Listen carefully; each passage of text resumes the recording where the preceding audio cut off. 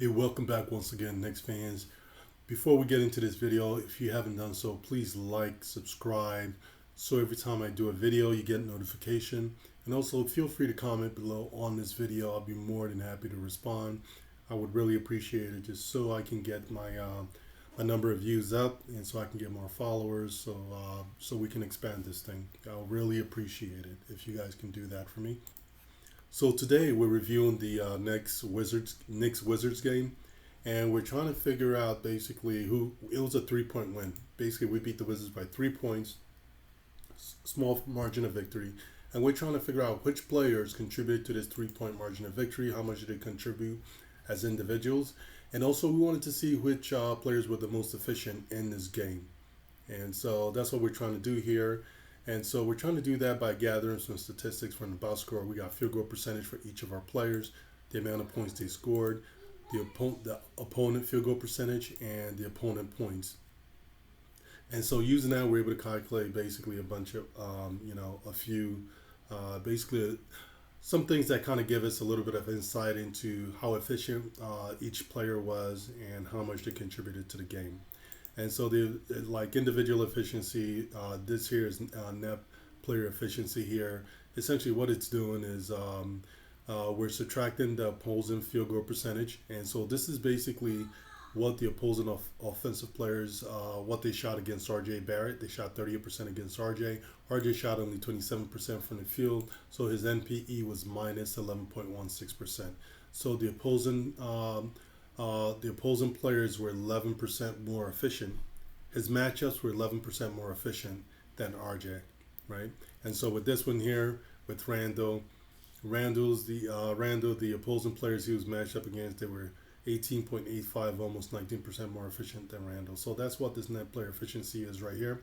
And then over here, we also have the net production. What essentially is against with RJ's matchup, his matchup scored 13 points against him. RJ scored 18 points. So he actually was outproduced his matchups by 5 points. So he scored five more points than his matchup. So he won his matchups in this case, and so he actually contributed towards the win.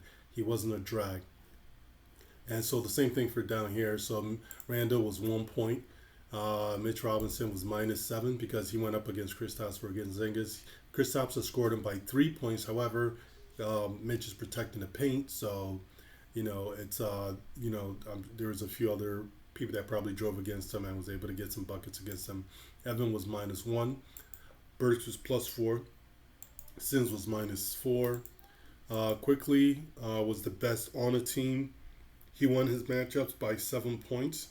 So essentially, his matchup scored 8 points against him. Quickly scored 15, and so that's basically he was a +7 on against his matchups. Grimes was +5, and OB was -7. OB probably had the worst game out of everyone in the rotation today. He was by far the worst. He only shot about 25% from the field. Couldn't really get it going on the offensive end, and then also on the defensive end, he actually really struggled on the defensive end. And so that's pretty much what we're trying to do with with the evaluation today. And then also we have over here rebounding on here, rebounding stats, the defensive rebounds. We have field goal made and field goal attempts, right? And then over here we have offensive rating, defensive rating, and net ratings. So that's supposed to help us basically calculate the total net efficiency for each individual player.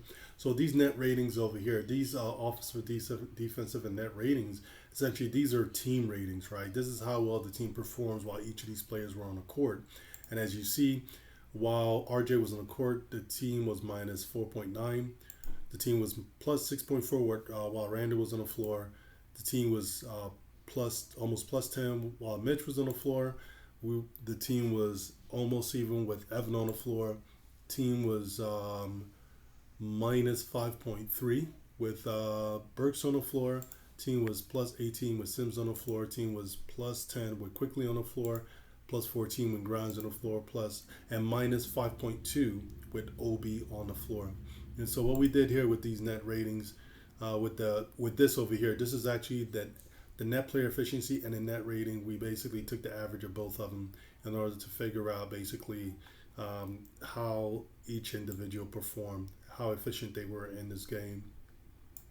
And then we have some more stats over here. We're looking at basically individual. This here, I'm trying to measure like production, right? It's like how much share of the production did you provide for the team? So with this here, this is points produced. Out of the 100 points that we scored, RJ Barrett had 18% of the points, Randall 18%, Mitch was 15%, Evan 15%, Brooks 12%, Quickly 15%, Grimes 5%, and Obi 2% of the points that was scored.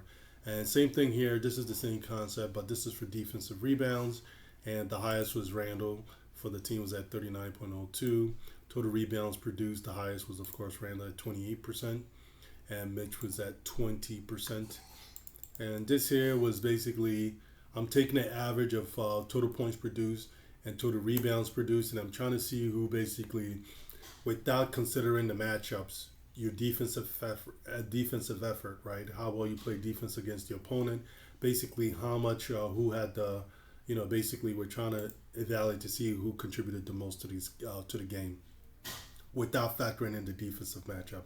And as you see here, Randall was the highest at 23.17, and it's kind of, and this is not the first time. This happens actually pretty regularly with Randall, and as you see here, because his defensive, because of the issues he has with defensive playing defense, because he hasn't been very good on the defensive end, and because he hasn't been extremely efficient, right?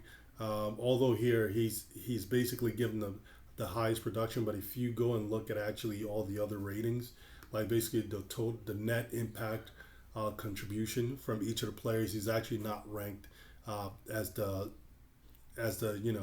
basically he's not the highest on the team, at least for this game.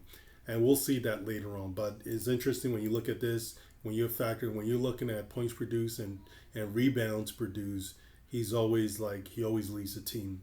But when you start to factor in how well the opposing team performed against him and how efficient he is, it drops drastically. And so over here, that's what we do here. The net production. This here is essentially with the net production it's taken basically the margin of victory that we have, right, which is only 3, and is looking at each basically what each person contributed as a result of their matchup. Like we looked before, RJ Barrett basically won his matchup by like 5 points, and so he scored 5 more points than his matchups. And so because the 5 points is higher than the 3-point margin of victory, that's why you're showing that he has he provided 166% of the production of what we needed for the margin of victory. And if you look here, it all kind of evens out, because if you look here, Mitch basically, because he was outscored by his matchup, he was minus 233%, and so he was a drag when you look at in terms of net production, in terms of points, right? His points, the amount of points he provided versus the amount of points the opposing team provided against him. And so he was minus 233. So he was a drag from that standpoint.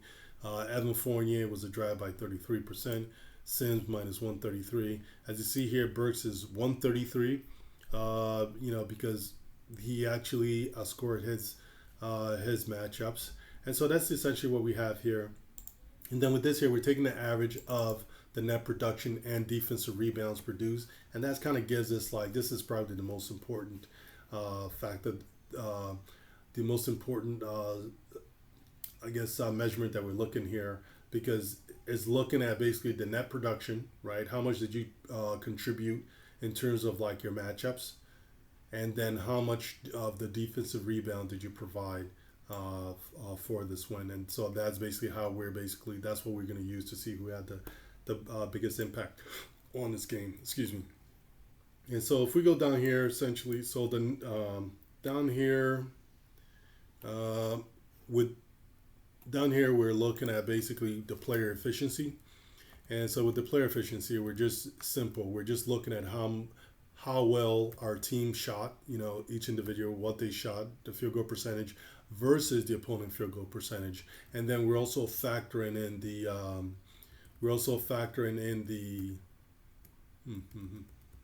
offensive rating, defensive rating, and net rating. And so if we look here, and so when we take a look at this, it's so if you look here, is essentially we took the average of your net production, your net efficiency. Like for example, Grimes is 20, was 20%. So Grimes shot 20% from the field. However, he basically he didn't allow the people he was matched up against to actually make any field goals. So they shot 0% against Grimes, and so it gives him a net player efficiency of 20%. So he basically shot 20% higher than the opposition did. And then we average it with we take that and we also factor in the net rating for the team. So while he was on the floor, the net rating for the team was 14.3. And so when you average both of them, and when you average both of them, you get 17. The average of the both is 17.5. And so that's essentially what we did to get to this net rating here. And so when we when we sort basically all the players by the MPE and net rating, this average here, this is what we have here. So Grimes, he did play I think he played maybe 17 to 20 minutes, somewhere in that range. And his net rating was 17.5. His NPE and net rating combined, or the average, was 17.5, which is the highest on the team. Mitch was 11.75, and Quickly was 11.13. And of course, as you guys noticed, we've talked about it a few times. These are basically the biggest horses on our team. These guys, and they tend to struggle with efficiency. So it's basically all these guys. I'm sorry, it's basically Burks, Randall, RJ, and Evan. They're basically our biggest horses, and they tend to struggle with efficiency. Also, Quickly tends to struggle with efficiency, although he's been playing better lately. But for the whole year, he has been struggling with that. But if you notice, these are basically our top guns, and it's something that they struggle with quite a bit. And so, in this game, it wasn't really any different either. And so over here, let's see, kind of take a better look at this here. See if any of these guys shot well. Burks, it's his efficiency. It wasn't too low. Well, he was minus 2.5, but that was because the team's rating, the team net rating was low while he was on the floor. It was negative because the offensive rating was 198 and defensive rating was 103.5, and so that's why his ended up being negative. And then also he shot 50% from the field, and the opposing offensive players also shot 50. And so his MPE net player efficiency, the individual efficiency, was 0 for him. As far as like he was not more efficient than the other player, but he wasn't less efficient either. So it was basically a 0. And so there's not much to say about this ranking here. We kind of know it all already. It's just something Randall. This is just something Burks, Randall, RJ, and Evan really needs to work on. And actually, Evan has been shooting a little better lately, although he shot only 39% this game. He's been shooting around, like, I would say the last couple of months, or Evan Fournier is probably shooting maybe 43-44% from the field, maybe. However, his biggest problem is obviously defense, and so he just allows it's just very difficult for him to be an effective defender. Although this game he played the passing lanes pretty well. That's the one thing he tries to do. He tries to be aggressive in terms of getting steals and playing the passing lane, and so he tries to make up by doing that. But in terms of being able to keep a man in front of him and stop them from scoring, it's an issue for Evan Fournier. And so he was -1 here for the net production, although that's not what we're looking at. But if you look here, his NPE was -17.06, right? And so that's what we have for the efficiency of the team. And then with this last bit over here, we're actually looking at the actual net production, right? Who contributed the most to the team? We kind of talked about it already, about how we arrived at the numbers, and we're just going to go straight to the results here and then look at how it was ranked. And so it's basically this here we're looking at. So this is the net percentage of impact contributed by each player. When you sorted, Emmanuel Quickly was actually the most impactful player in this game. Number 2 was Grimes. Kind of have to take that with a grain of salt. Grimes did play only 17 minutes, and but it is what it is. That's what the stats say. And so he did provide. He basically had was one of the more impactful players um, in this game. Let me just put this down here. See. And so, and then third was RJ. You know, fourth was Burks. Randall was fifth. Evan was sixth. He was a minus. Sins was a drag because mostly because these guys lost their matchup. The problem was, um, let me see. So these guys lost their matchups, right? So basically, the players that they were guarding outscored them. So that's part of the reason why these guys. That's basically the main reason why these guys are negative, right? And then also we're comparing the amount, like because these numbers look really crazy here.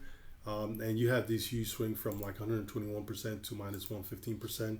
If you remember, the margin of victory was only 3 points. And so these guys, for example, quickly outscored his man by 7 points. And so if you factor in, if you factor that in, it just kind of help you give these crazy swings because, it's basically, it's just, that's just what's causing it. The margin of victory was was 3, and quickly provided 7 points that went into the margin of victory, right? And so that's why his impact percentage of impact in the game is so high. Although his rebounding is not that high, it's only I think his total rebounds was 4%. Defensive rebound was actually 9%, almost 10% of what the team of the total team rebounds. And so, but that's pretty much what it is right here.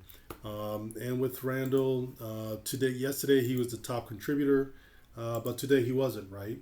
And so the reason why he wasn't top contributor today was because I think he won his matchup by only 1 point, right?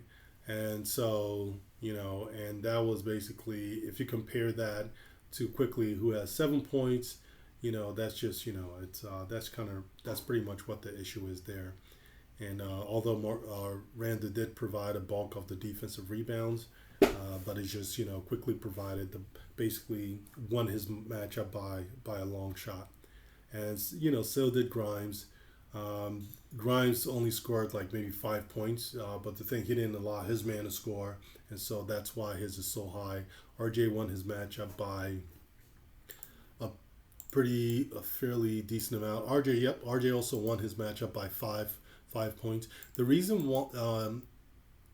why Grimes is so high is because is higher than RJ is because he actually provided. He had one defense. He had more rebounds than RJ did, and this is something RJ really needs to. I think he does need to work on a little bit. Although he has 6 rebounds today, is not terrible, but he played 40 minutes, I think, or close to 40 minutes. And you have other guards, other people, smaller guards that are getting less minutes, like half the time he gets, and they get the same or more defensive rebounds than he does. So it's just I'm not sure if it's just the positioning on the floor, or I'm just not sure what it is. But the statistics suggest that he should work on his defensive rebound. And for him, and if he did that, he would probably more consistently be at the top of the pack in terms of players that have the most impact on the game. And so that's pretty much what I have, folks. This is what I have, and these are the guys that had the most impact, the biggest impact on the game. And also we looked at basically players that were the most efficient in this game. Hopefully in the future, I'm wondering if there's a way for me to combine both, if it gives a little more insight. But that's pretty much what I have. Let me know what you think. Like, subscribe, comment below. I'll talk to you guys soon.